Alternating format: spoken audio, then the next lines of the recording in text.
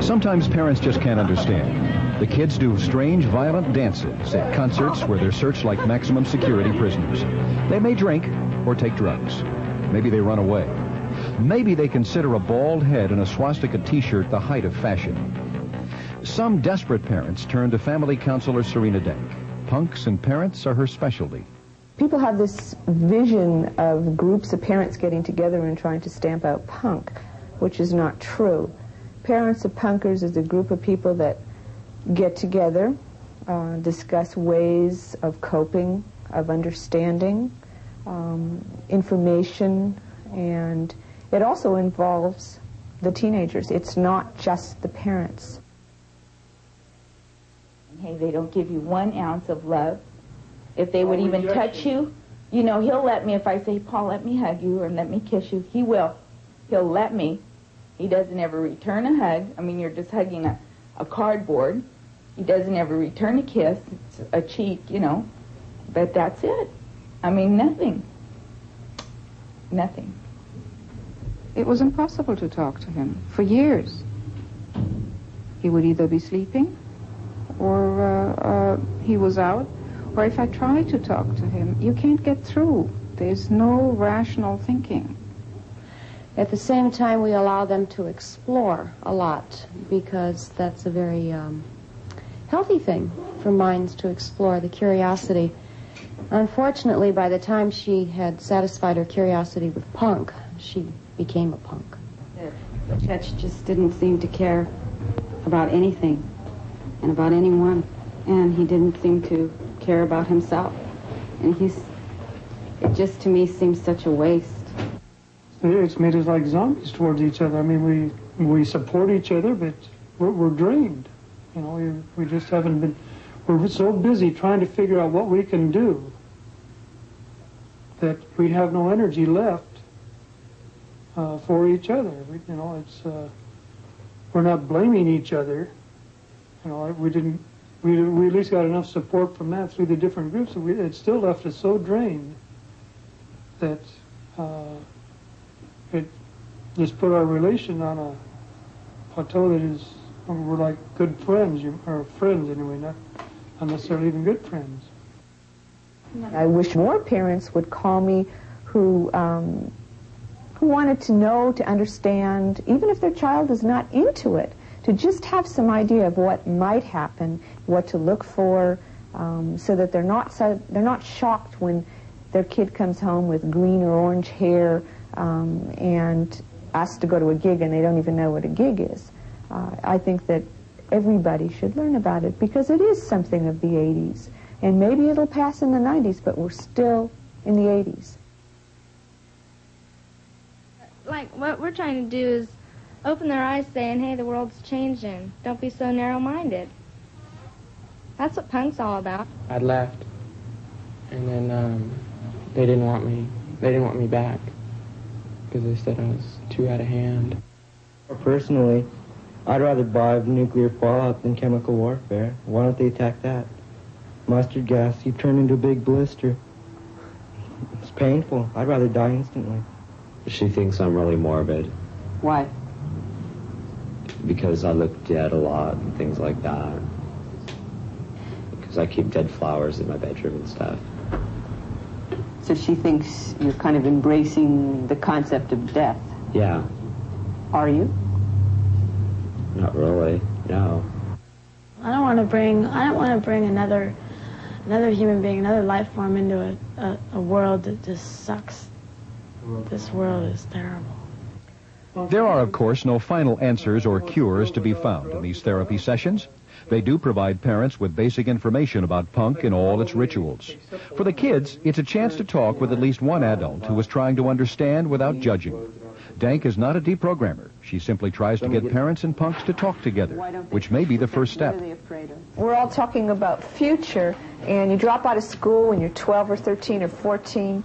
How do you think you'll get back into it, or how does one get back into it after you drop out? I used to do really good in school until I stopped going. just got bored of it. I'd sit in class and stare at the walls. I wouldn't take anything that the teachers said.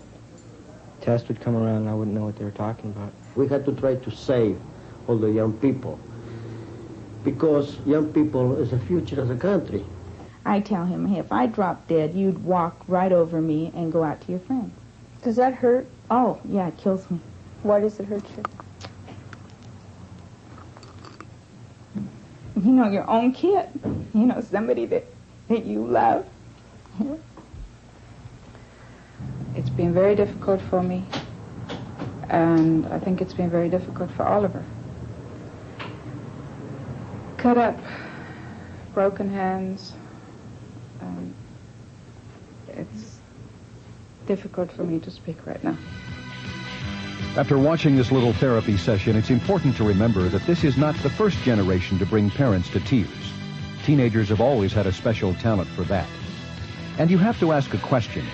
Are these kids troubled because they're punks? Or are they troubled because some teens are always troubled?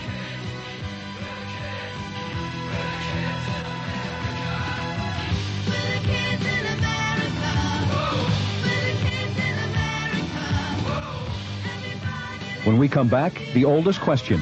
What's the matter with kids today?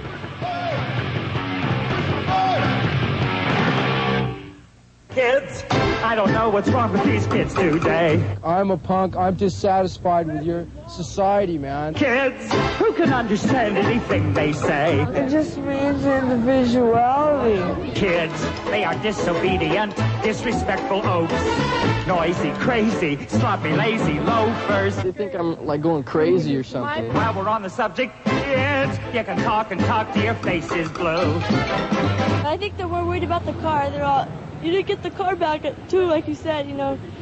It's like that. It's not really me. I guess they think I could handle myself. Why can't they be like we were, perfect in every way? What's the matter with kids today? I've got you. Every generation asks the same question, and the answer is always the same.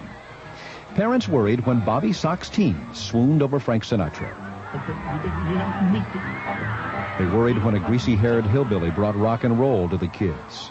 They worried when the Beatles propelled teenage hysteria to new heights. But if we learned anything in all that time, it is this. Kids grow up, and subcultures die. Punk, too, will fade away. I think at this point, nothing faces me anymore. I've seen everything. I don't get shocked by anything. I'm concerned continually. I'm very concerned. I think that's another reason why I hang in there, is I want to see these kids survive this so-called phase. I used to fight a lot. I used to just go off and beat the shit out of someone for no reason, just, you know, leave them there half dead. But, you know, I kind of grew up about that, and I see now that's like really dumb. I'm going to be an artist. I don't know if I'm going to go to art school or anything. At the moment, I'm a model for hair. I'd like to graduate from high school and then go into law school and pursue a future in that. My name is Todd, and eventually I hope to go into business. I like the way I am right now. It's my style, just the way I am. And nothing's going to change it until I want to. Okay, it's time to go.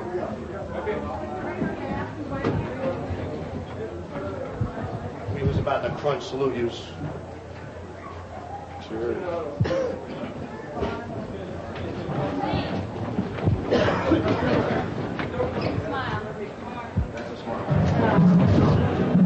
Hey, you guys, beer's coming out. I'll bring it on the side. Hello. That mic ain't working. Greetings, friends. What have you mooks been doing since the last time we saw you? The same shit, I bet.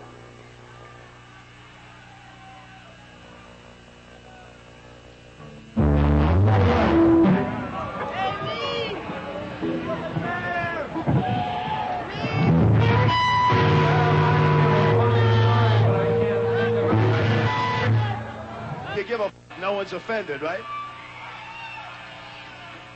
Hey, there's a big loogie in my beer. How could that happen?